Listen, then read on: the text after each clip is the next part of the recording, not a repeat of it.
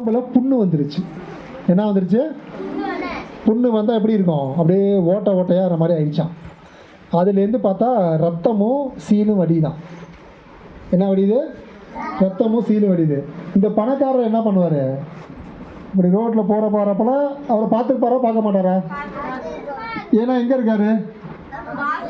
வாசலில் தானே இருக்காரு. அப்போ பார்த்துருப்பார்ல. பார்த்துட்டு என்ன பண்ணியிருப்பார்? இவர் எதுவும் ஹெல்ப் பண்ணாரா? ஹெல்ப் பண்ணவே பண்ணலையா. அவங்க பார்த்துட்டு அப்படின்ட்டு போனாராம். அப்படி பண்ணிட்டு போனாரா? இப்போ அவர் மேலே தப்பு இருக்கா? தப்பு இருக்கு. சரி, யார் யார் தப்பு இருக்குன்னு சொல்கிறவங்க கை தூக்குங்க. தப்பு இல்லைன்றவங்களா? தப்பு இல்லையா அவங்க மேலே? பணக்காரர் மேலே தப்பு இல்லை. சரி, இப்போ என்ன பண்ணாரா? அந்த அந்த புழு வந்து இது வந்துச்சுல, அந்த உடம்பு ஃபுல்லாக வியாதி வந்துச்சா, அதை வந்து நாய் வந்து நக்குமா. ஏன்னா அவர் ரோட்டில் தானே கிடக்கிறாரு. அந்த நாயை கூட இவரால் எந்திரிச்சு என்ன பண்ண முடியல, துரத்த முடியல. ஏன்னா இவருக்கு என்ன இருந்துச்சு? சாப்பாடே கிடைக்கல. அவங்க போட்டால் தான் சாப்பிடுவார். இப்படியே இருந்திருக்காரு. அன்றைக்கி நைட்டு அந்த பணக்காரர் இப்படி அவரை கிராஸ் பண்ணி போயிருக்காரு. இவர் வாசலில் இருந்து அம்மா அப்பான்னு கத்தியிருக்காரு. அடுத்த நாள் காலையில் என்ன ஆயிடுச்சு? இவர் இறந்து போயிட்டார். யார் இறந்து போயிட்டா? நோயாளி, அந்த பிச்சைக்காரர் இறந்து போயிட்டார். ஒரு 3 மாதம் கழிச்சு, எத்தனை மாதம் கழிச்சு? 3 மாதம் கழிச்சு அந்த பணக்காரர் இருக்கார்ல, அவரும் என்ன பண்ணிட்டாரு? சாப்பிட்டு இருக்கப்ப அடைச்சி இறந்து போயிட்டார். என்னாச்சு? இது ரெண்டுத்துக்கு சம்மந்தம் இருக்கா? இருக்கா? நமக்கு தெரிஞ்சு சம்மந்தம் இல்லை. இருக்கா இல்லையான்னு தெரியல, பைபிளில் போடலை. என்னாச்சுன்னா அவரும் இறந்து போயிட்டார். சரிங்களா? இப்போ 2 பேருமே இறந்த போது எங்கே போவாங்க?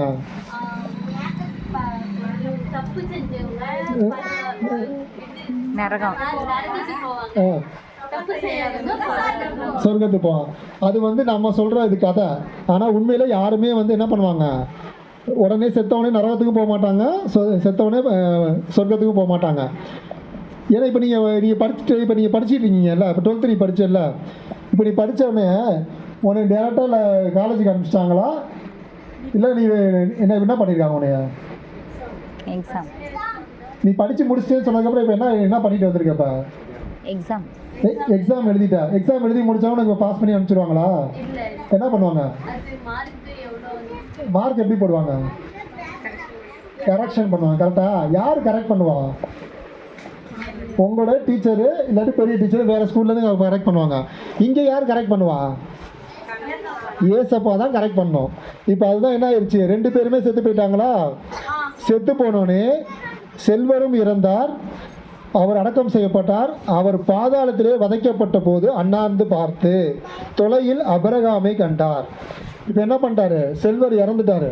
இறந்தோடனே இப்போ எங்கே போட்டாங்க? அவரை தீர்ப்பு போட்டு நரகத்துக்கு அனுப்பிச்சிட்டாங்க. நரகத்துக்கு அனுப்பிச்சோடனே இவர் எட்டி பார்க்குறாரு. எட்டி பார்த்தா அந்த பிச்சைக்காரர் இறந்தார்ல, அவர் வந்து நம்மளோட தந்தை யாருன்னு சொல்லுவாங்க. நமக்கெல்லாம் தந்தை வந்து ஒருத்தர் மனுஷத்தில் இருக்கார். அவர் யார் தெரியுமா? அபிரகாம். நம்மளாம் அப்படி தான் போட்டி போடுவோம். அது யாருக்கும் தெரியாது. நம்ம உலகத்திலே ஒரே ஒரு ஆள் மட்டும்தான் தந்தைன்னு நம்ம அழைப்போம். இந்த உலகத்தில் மனுஷனாக படித்தவங்கள அவர் யாரும் நம்ம அபிரகாம்னு சொல்லுவாங்க. அபிரகாம் அவங்கள தான் சொல்லுவாங்க. அவர் மடியில் யார் இருக்காரு? அந்த பிச்சைக்காரர் யார் இருக்காரு? அவர் மடியில் குழந்தை மாதிரி வச்சுருக்காரு. அப்படி மடியில் வச்சுருக்காரு. இந்த பணக்காரர் எங்கே இருக்காரு? நரகத்தில் இருக்காரு. ஒரே நெருப்பு சுற்றி இருக்கான். இன்னும் நெருப்பில் தள்ளலை. அந்த நெருப்பு அங்கே எரிஞ்சிட்டு இருக்கு. இப்போ பிரியாணி சட்டி அடுப்பு வச்சிருக்கப்புறம் பக்கத்தில் போனால் எப்படி இருக்கும்? காலெல்லாம் சுடும். அது சமைச்சவங்களுக்கு தான் தெரியும். பொண்ணு போங்க முன்னாடி உங்கள் அம்மா அப்பாக்கெல்லாம் கேட்டு பாருங்கள். அவங்க சமைச்சிட்டு இருக்கப்போ என்ன ஆகுது? அந்த அனல் காற்று அடிக்கிறப்ப கையெல்லாம் எரியும், காலெல்லாம் எரியும். அப்போ அவ்வளோ கஷ்டத்தில் தான் அவங்களுக்கு சமைச்சு போடுவாங்க. அது மாதிரி இவர் என்ன பண்ணுறாரு? அந்த நெருப்பு பக்கத்தில் போய் நிற்கிறாரு. நெருப்பு பக்கத்தில் போய் நின்னா என்ன ஆகும்? கை காலெல்லாம் சுடுமா? அப்புறம் என்ன ஆகும்? நெருப்புலேயே இருந்தால் இப்போ வெயில் நடந்து வந்தீங்க என்ன பண்ணுது உங்களுக்கு? இப்போ தாகம் அடிக்குதா? கரெக்டு, தாகம் அடிக்கும். சரிங்களா? சாப்பாடுலாம் சாப்பிட முடியாது. வெயில் நடந்து வந்தோடனே யாராச்சும் பிரியாணி கொடுத்தா சாப்பிடுவாங்களா? ஃபஸ்ட்டு என்ன கேட்பாங்க? தண்ணியை கொடு. அப்புறம் ஜூஸ் இருந்தால் ஜூஸ் கொடு, இளநீ கொடு. எனக்கு என்ன வேணும்? தண்ணி. இப்போ இவர் என்ன பண்ணிட்டாரு? நரகத்தில் பக்கத்தில் நிற்கிறாரு. நரகத்தில் கூட தள்ளலை, இன்னும் நெருப்புக்குள்ளே தள்ளலை. நெருப்புக்கு வாசலில் நிற்கிறப்பே அவருக்கு எப்படி இருக்கு? ஆனால் அடிக்குதான். ஒன்று தண்ணி தான் அடிக்குதான். உடனே பார்த்தா இவரை பார்த்துட்டு மேலே பார்க்குறாரு. அந்த ஒரு பெரிய ஒரு என்ன சொல்கிறது இந்த ஒரு உலகம் இருக்குது, அங்கிட்ட ஒரு உலகம் இருக்க மாதிரி. இங்கேருந்து எட்டி பார்க்குறாரு. அந்த செத்து போன பிச்சைக்காரர் அப்ரஹாம் மடியில் உட்காந்துருக்காரு. அவரை பார்த்துட்டு இன்னும் பிச்சைக்காரன் அப்ரஹாம் மடியில் உட்காந்துருக்காரு, நான் இங்கே இருக்கேன், எதுக்கு அவனை மடியில் வச்சுருக்கீங்கன்னு யார்கிட்ட கேட்குறாரு? ஆபிரகாம்கிட்ட. இந்த பணக்காரர் கேட்குறாரு. ஏன்னா பணக்காரங்களுக்கு என்ன செய்வாங்க? தப்பை ஒத்துக்குவாங்களா? கேள்வி தான் கேட்பாங்க. அதே மாதிரி என்ன பண்ணுறாரு? அப்ரஹாம்கிட்டே கேள்வி கேட்குறாரு. இங்கே இருந்துட்டு சத்தமாக, ஏய் என்ன ஆச்சு, அவனை ஏன் வெளியில் வச்சுருக்க, நான் இங்கே இருக்கேன், உனக்கு எவ்வளோ பணம் வேணுன்ற மாதிரி என்ன கேட்குறாரு?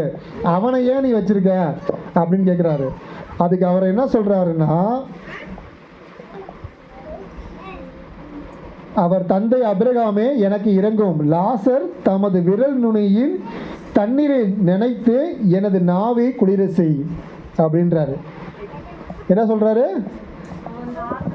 அந்த தண்ணியை வந்து தொட்டு, டம்ளரில் தண்ணி இருக்குல்ல, அதை அப்படி நம்ம முக்கி எடுத்து அதில் ஒரு சொட்டு வரும்ல, அதை எடுத்து என் நாக்கில் வைங்க அப்படின்னு சொல்கிறாரு. அதுக்கு என்ன சொல்கிறாரு இவர்? ஏனெனில் இந்த தீப்பிழம்பில் நான் மிகுந்து வேதனைப்படுகிறேன் என்று உரக்க கூறினார். அதற்கு அபிரகாம், மகனே, நீ உன் வாழ்நாளில் நலனை மட்டுமே பெற்றாய், அதே வேளையில் லாசர் இன்னல்களை மட்டுமே அடைந்தார். அதை நினைத்து கொள், இப்பொழுது அவர் இங்கே ஆறுதல் பெறுகிறார். இங்கே என்ன பண்ணுறாரு? இங்கே என் பையன் இப்போ வந்து நான் பார்த்துக்கிறேன், என் இடத்துக்கு வந்துட்டாரு. நீயோ மிகுந்த வேதனைப்படுகிறாய், அன்றியும் எங்களுக்கும் உங்களுக்கும் இடையே பெரும் பிளவு ஒன்று உள்ளது. ஆகையால் அங்கிருந்து ஒருவரும் உங்களிடம் வர விரும்பினாலும் கடந்து வர இயலாது, அங்கிருந்து நீங்கள் எங்களிடமும் கடந்து வர இயலாது. இப்போ என்ன அர்த்தம் சொல்லுது?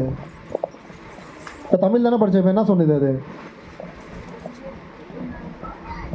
சொல்லுங்க, கேட்ட. இப்போ தமிழ் தானே சொன்னேன். பாதாளத்துக்கும் நரகத்துக்கும், பாவம் செஞ்சவங்க நரகம், பாதாளத்துக்கும் நீங்க சொன்னா தான் நம்ம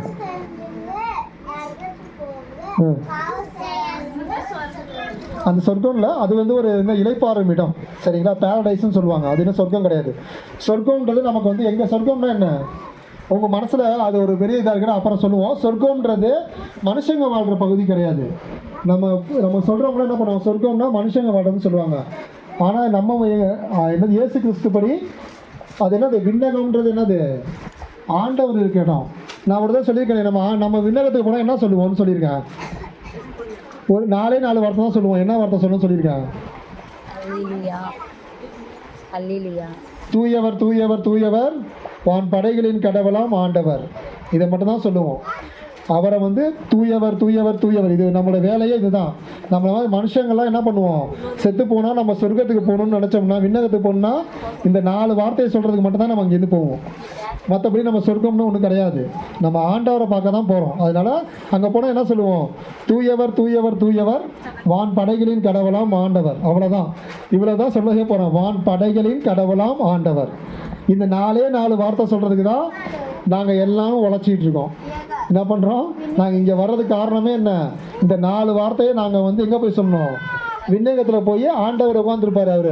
அவரை சுற்றி நம்மளாம் இருக்கணும். இந்த 4 வார்த்தையை சொல்லணும். அவ்வளோதான். இப்போ இவர் என்ன சொல்கிறாரு? அபிரகாம் என்ன சொல்கிறாருன்னா, நீ அங்கே இருக்க, நாங்கள் உங்ககிட்ட வர முடியாது, நீயும் என்கிட்ட வர முடியாது. நம்மக்கிட்ட ஒரு பெரிய பிளவு இருக்குது. இப்போ எப்படி இந்த பாலாண்டூர் போகிற வழியில் ஒரு சின்ன ஆறு ஓடுதா, அதே மாதிரி நம்ம கோராத்தூர் ஏறுறப்பையும் ஒரு ஆறு ஓடு, தேந்தூர் ஏறுறப்பையும் ஒரு ஆறு ஓடுதா.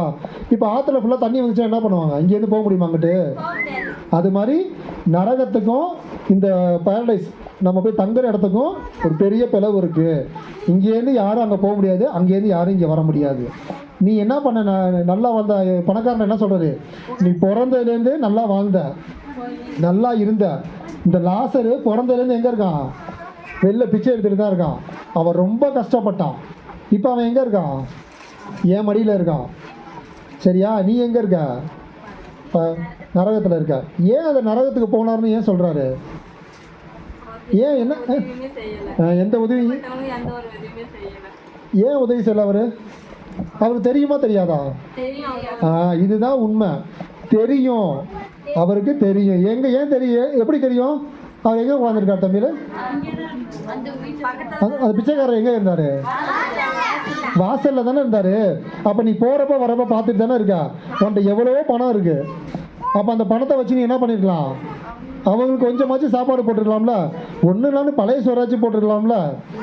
நீ என்ன பண்ணல, அவருக்கு சாப்பாடு போடல. அந்த நாய் வந்து அந்த புண்ணை நக்கினப்பையும் என்ன பண்ணல, நீ துரத்தி ஒன்றும் பண்ணல. அப்போ அவருக்கு நீ உன் பக்கத்தில் இருந்து உன் கையில் காசு இருக்கு, நீ எது இருந்துமே என்ன பண்ணல, உதவி பண்ணலை. அந்த ஒரு காரணத்துக்காண்டி தான் இவர் என்ன பண்ணியிருக்காரு, நரகத்தில் இருக்க. அவன் பிறந்ததுலேருந்தே கஷ்டப்பட்டான், செத்தும் போயிட்டான், அவனை நான் பார்த்துக்கிறேன் அப்படின்னு அவர் எடுத்துக்கிட்டாரு. இதோட அவர் விட்டுட்டாரா அபிரகாம், இது செல்வந்தரை விட்டுட்டாருன்னு நினைக்கிறியா? செல்வந்தர் என்ன தெரியுமா சொன்னார், அங்கே போய் ஒரு ரெக்கமெண்டேஷன் பண்ணார். என்ன ரெக்கமெண்டேஷன் தெரியுமா, நான் தான் செத்து போயிட்டேன், என் தம்பிங்கெல்லாம் அங்கே தான் இருக்காங்க, என் வீட்டில் பெரிய கூட்டு குடும்பம், எல்லாருமே அப்படி தான் ஜாலியாக வாழ்ந்துட்டு இருக்கோம், அதனால் என்னை கீழே அனுப்பிச்சி விடு. எங்கே, திருப்பி நரகத்துலேருந்து என்னை திருப்பி அனுப்பிச்சி விட்டுடுங்க, நான் போய் அவங்கள்ட்டலாம் சொல்லிட்டு வந்துடுறேன் அப்படின்னாராம். அனுப்ப முடியுமா? இங்கேருந்து அங்கேயே போக முடியலையா, அப்புறம் எப்படி அங்கேருந்து திருப்பி பூமிக்கு வர முடியுமா? இறந்து போனவங்க ஆண்டவர் நினச்சா மட்டும் தான் முடியாது. நரகத்துக்கு போனவங்க இங்கே வர முடியுமா? வர முடியாது. அதனால் அவர் என்ன சொன்னார், அபிரகாம் சொன்னாராம், அதுக்கு தான் என்ன பண்ணுறோம், இறைவாக்கினரை அனுப்பிச்சி விட்றோம். அந்த எஸ்ஐயா, அது மாதிரி தீர்க்கதரிசிகள், அந்த ஃபாதர் பாஸ்டர்லாம் நாங்கள் அனுப்பிச்சி விட்றோம். அவங்களும் நாங்கள் சொன்னதை சொல்கிறாங்க, ஆனால் யாரும் கேட்க மாட்டாங்க. என்ன பண்ண மாட்டாங்க? அதனால தான் இப்போ நம்ம டியூஷன் டீச்சர்ஸ்க்கு என்ன சொல்லி தரோம், டியூஷன் ஸ்டூடெண்ட்ஸ்க்கு என்ன சொல்லி தரோம், என்ன சொல்லி